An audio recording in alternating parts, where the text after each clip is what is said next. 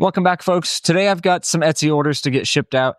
Things are slowly starting to pick back up over there on that platform, so pretty happy about that. And then I've got to load all the printers up with some more prints so we can continue to keep up on the sales. And then those pencil sharpener desk organizers. These guys, they look like, a giant pencil sharpener. They do really, really well, it seems like, from about April until June or July.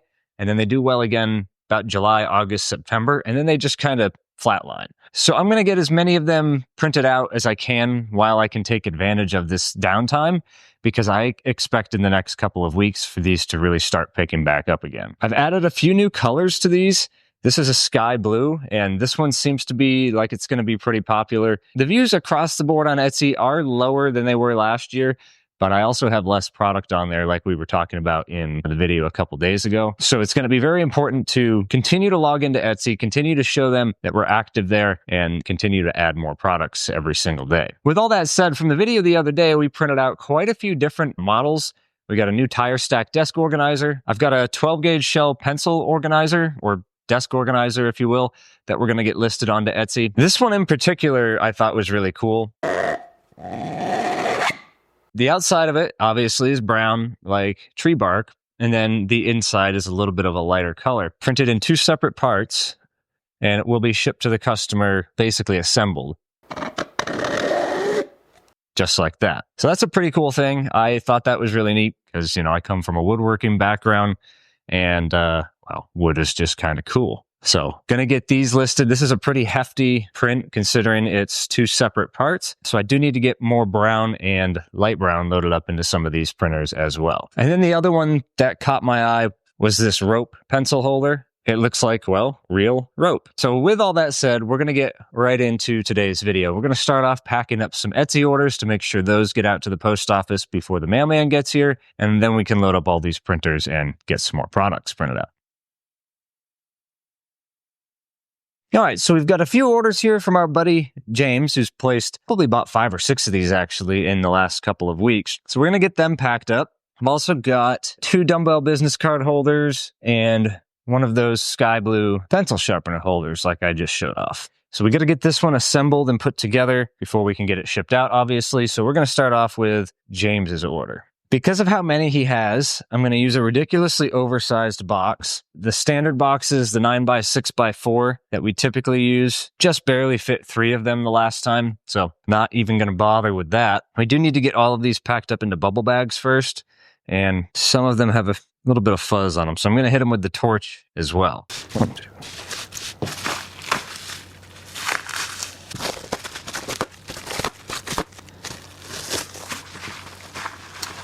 All right, 5 bubble mailers. Going to hit each of them pretty quick with the torch.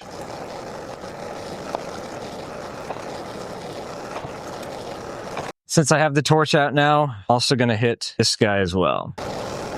These usually aren't too bad, but always want to make sure we're sending the best possible thing out to the customer as possible.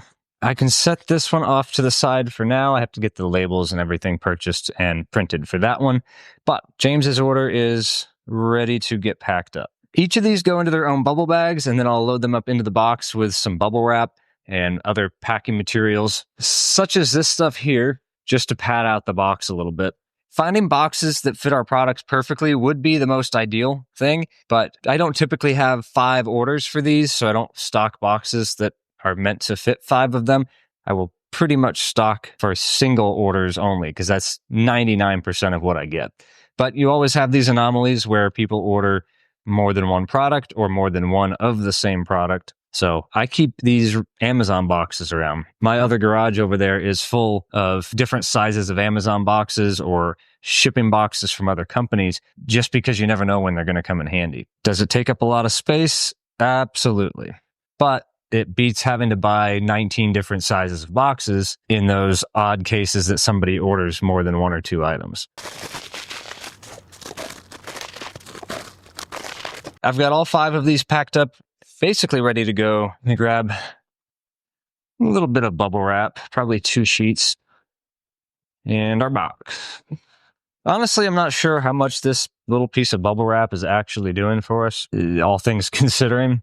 You know, it's really just kind of sitting in there to prevent the initial impact should these things get dropped on the ground. I'm going to pack the inside of the box with some of this tissue paper stuff. And then each of them are just going to kind of get stacked in here. Looks like maybe I can fit 3 at a time. I'll throw another piece of tissue paper on top, packing paper, and our final 2. Cover it with some bubble wrap, kind of pad out the top of it just like that. Now, I don't buy this stuff. This is just stuff that I keep around that comes with Amazon packages or deliveries that I get. And to be honest with you, I don't use it that much either. Most of the time, things fit perfectly into a bubble bag or into a box. So I do have quite a bit of it on hand. I've got 2 packing slips because they came from 2 separate orders.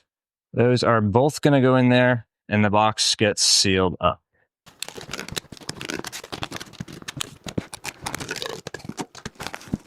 Now, this is going to be one that I have to bring down to the post office myself anyways, so this will end up going out this afternoon. Definitely won't fit inside of the mailbox. I'm going to get his shipping label applied, and we will move on to our next order. The next order, we have to get it assembled first. It's a pretty simple process. What I will usually do is I have these printed out in separate parts, so kind of just slots into there. And I put a couple lines of, actually, I'll put the CA glue onto here, rather. And I like to keep it 3/8 to a 1/2 inch from the bottom surface. That way, when I put the mating piece on there, it doesn't squeeze out the bottom. And then I'll hit this with activator. So it's pretty much instant super glue activator. Takes about 3 to 5 seconds once I set this into place for the glue to cure, or to start to harden anyways. So that's in there, and then I'll hit it again one more time just to make sure any glue that seeped out into this little groove or anything that may have come out the bottom is fully cured. And the glue that I'm using, as usual, is from SciFixed. The activator is from Adhesive Guru. I like the medium viscosity that SciFixed offers, but the overall price of the Adhesive Guru, you just can't beat it. So I'll have both the glue and the activator from Adhesive Guru linked down in the description below, as well as the glue from SciFixed. They both work really well together, but you do get more bang for your buck with the Adhesive Guru. And that guy's ready to get put inside of a bubble bag. First, though, I have to get our shipping label printed out for Rachel. And this is going to be pencil sharpener box, so these will end up going in one of the 9x6x4 boxes. That was the original reason that I purchased these boxes. It's because they kind of fit these, well, perfectly. And like I mentioned before, during the end of spring into the beginning of summer, and even as summer is trailing outwards and we're going into the back to school season, these things seem to sell pretty well. Since we just have one, we can use the 9x6x4 box. This is going to Rachel in Washington, and we will get this label and the packing slip printed out. Okay, now that we've got our label and our packing slip ready, we can get the box assembled. That's ready to go. These receive 2 pieces of bubble wrap. One on the bottom there. The pencil sharpener goes inside of the bubble bag. Then it goes into the box with another piece of bubble wrap on top of it. And its packing slip.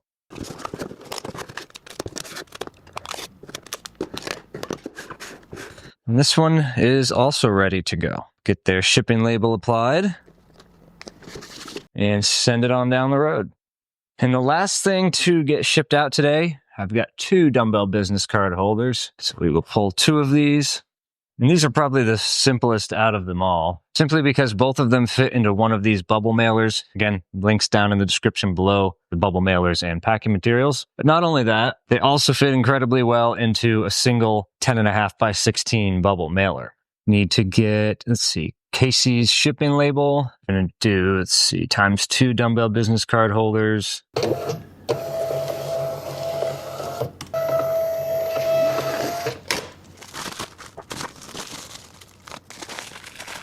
Into the bubble bag they go.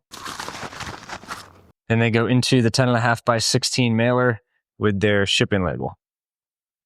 And this gets folded in half. gets its label applied, and we are done with Etsy orders for the day.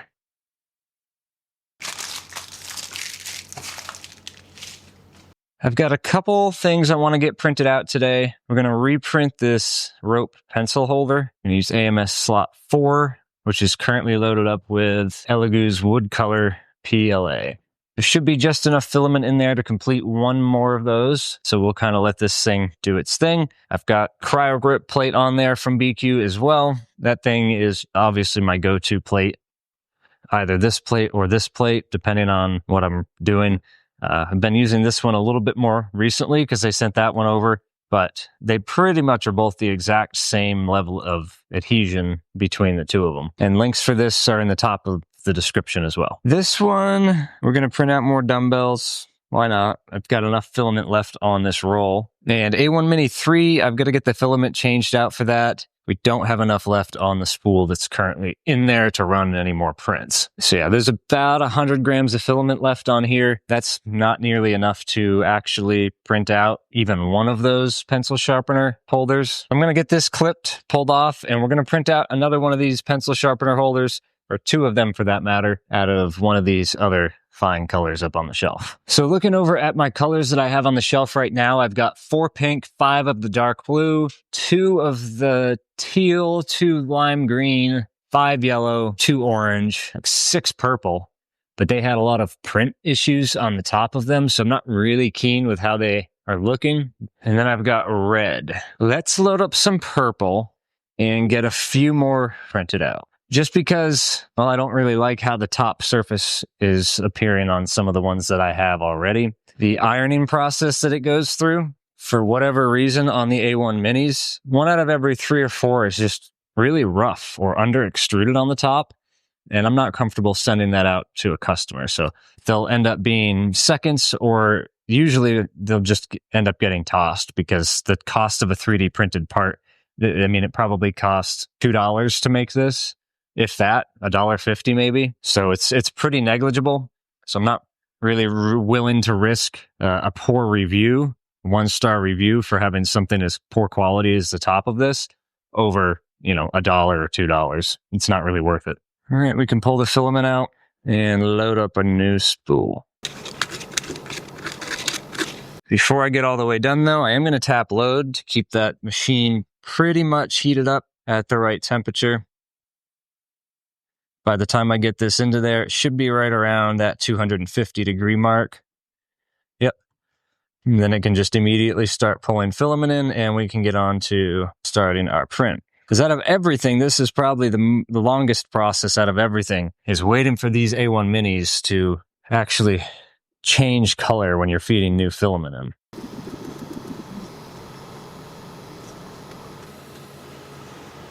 And the ironing settings that I've changed to for this print, so yeah, these are 150 to 151 grams a piece. So you'll need at least 151 grams or 160 grams between purging on your spool in order to complete one of the pencil sharpener holders. But my ironing settings for the top of these, that seems to come out much better now, 25 and 25. So 25% flow with 25 millimeters per second. And that seems to work pretty good on the A1 Minis anyway.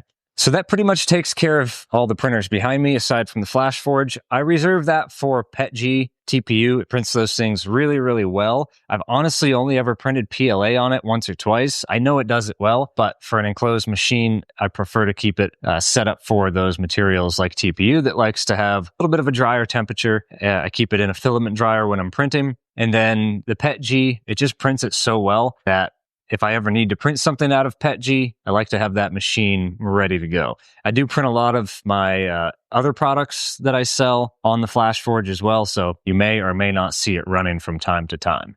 As far as these guys go, I'm going to keep this one printing out these little 12 gauge pencil holder cups just because I've got the filament loaded into there. In the next video, I promise, we are taking photos of all of these new items with the little photo box behind me. And we're also going to try taking photos just about anywhere and seeing how those come out as well.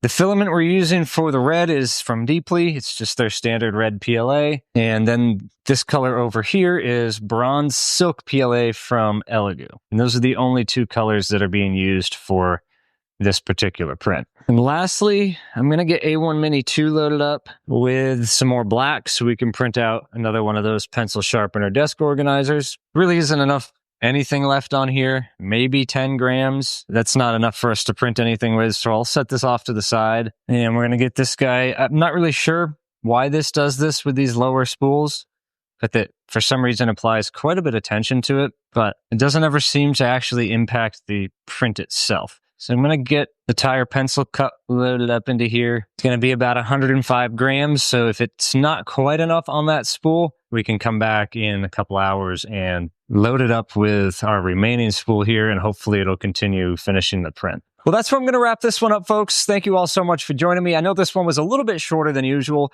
but I think if we can start doing some like this, we can space them out every couple days and have more of that daily vlog, print farm style video that we were doing previously. That way, a lot of the videos aren't so long and you don't have to feel obligated to sit and watch through the entire thing. You'll be able to enjoy a 10 to 15 minute video every couple of days, and then we can kind of throw some other content spaced out in between those videos. I do have a lot more content coming up in the next couple of weeks that is not the vlog style, so if you are interested in seeing that, smash the subscribe button down below so you don't miss out on those videos. If you enjoyed today's video, give it a thumbs up so YouTube knows you enjoy this type of content, and I will see you all in the next one, folks. Take care.